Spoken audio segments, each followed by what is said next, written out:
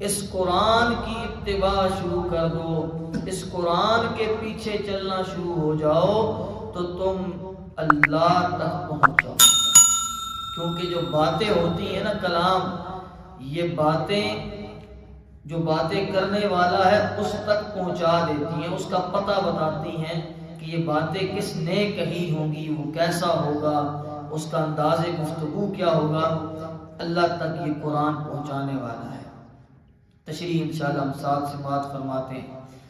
فرمایا قل، فرما دیجئے، یا عبادی، اے میرے بندو۔ اچھا، آگے جس بندے کا تذکرہ ہو رہا ہے وہ ہے اسرفوا علی انفسہم، جس نے اپنی جان کے اوپر زیادتی کی ہے۔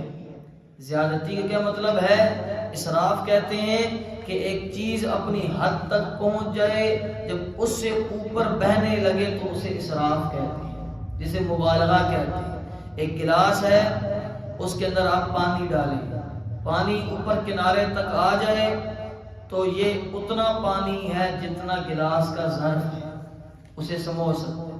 لیکن جب پانی اس گلاس کے اوپر سے گرنے لگے تو اب یہ اسراف ہو گیا، اب یہ بڑھ گیا، حد سے زیادہ بڑھ گیا۔ تو وہ لوگ جنہوں نے اپنی جانوں کے اوپر اسراف کیا، اسراف کرنے کا مطلب یہ ہے کہ کسی بھی زمرے پر میں اپنی جانوں کے اوپر ظلم کیا۔ ظلم کا مطلب کیا ہو جائے گا؟ ظلم کہتے ہیں وضع الشیء فی غیر محلی، چیز کو اپنی جگہ سے ہٹا کے رکھنا۔ مطلب یہ ہے کہ رات سونے کے لیے بنائی ہے، ساری رات جاگتا رہا، اپنی جان کے اوپر اسراف ہے۔ کیپیسٹی ہے ایک روٹی کھانے کی، 4 کھا گیا، یہ اپنی جان کے اوپر اسراف ہے۔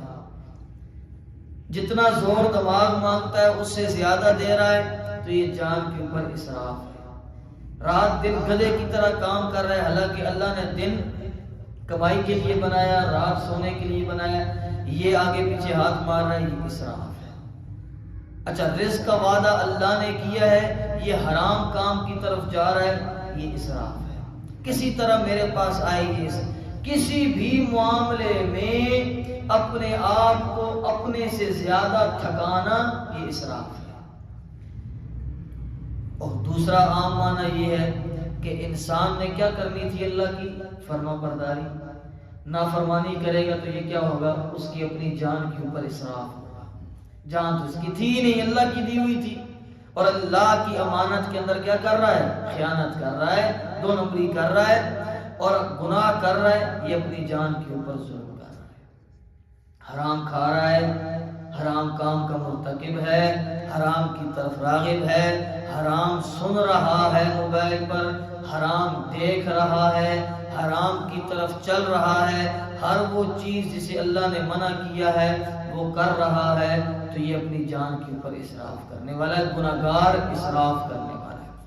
اب دیکھو کہ جو اسراف کرنے والا ہے یہ اللہ کا اپنا ہے یا پرایا ہے؟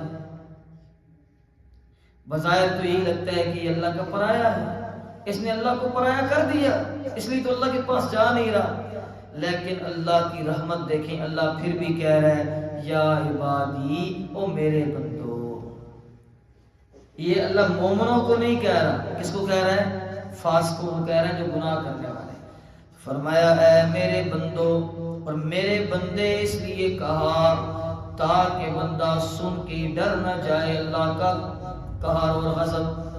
پہلے ہی کہہ دیا میرے بندو، او میرے بندو، الذین اسرفوا علی انفسہم، جنہوں نے اپنی جانوں کے اوپر زیادتیاں کر لی ہیں، لا تقنطوا من رحمت اللہ، اللہ کی رحمت سے نا امید نہ ہو جانا۔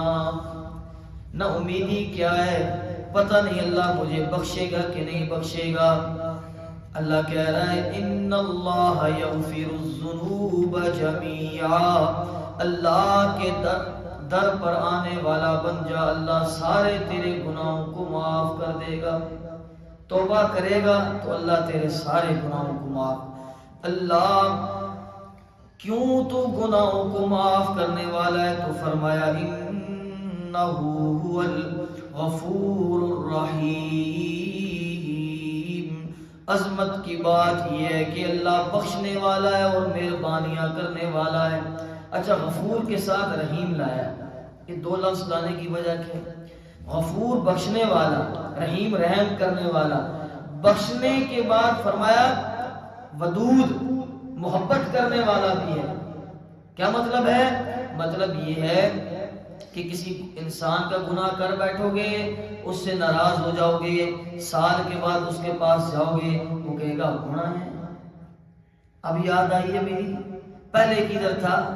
پہلے معاملات طے کریں گے، پہلے بیچ میں ثالثی بٹھائیں گے، پہلے معاملات طے ہوں گے، پھر رضی نامہ ہوگا، پھر قسمیں اٹھاتے ہیں، قرآن پہ حلف دیتے ہیں، اس کے بعد پھر کیا ہوتا ہے؟ راضی نامہ ہوتا ہے۔ اللہ کہتا ہے غفور الرحیم اور ودود بھی ہے اللہ، آجا میرے پاس اور مجھ سے گناہ بخشوانے کا مطالبہ کر لے، میں ایک دفعہ یہ بھی نہیں پوچھوں گا کہ کہاں رہا ہے، میں تیرے سارے گناہوں کو معاف کر دوں۔ اور وہ جو حدیث ہے حضرت ابو ہریرہ رضی اللہ تعالیٰ عنہ سے، بخاری و مسلم کی متفقہ روایت ہے، وہ روایت یہ ہے کہ نبی کریم صلی اللہ علیہ وسلم نے فرمایا کان رجل لم یعمل خیرا، ایک آدمی تھا کہ جس نے کبھی بھی خیر اور بھلائی کا کام نہیں کیا۔ پہلی وقتوں میں ایک آدمی تھا، اس نے خیر اور بھلائی کا کبھی کام نہیں کیا، بڑا گناہگار آدمی تھا۔ اب کیا ہوا؟ قطو کبھی بھی نہیں کیا، فاوصى لأهله، اس نے اپنے بچوں سے کہا، اہل و عیال سے، کہ جب میں مر جاؤں نا تو فحرقوا، مجھے جلا دو۔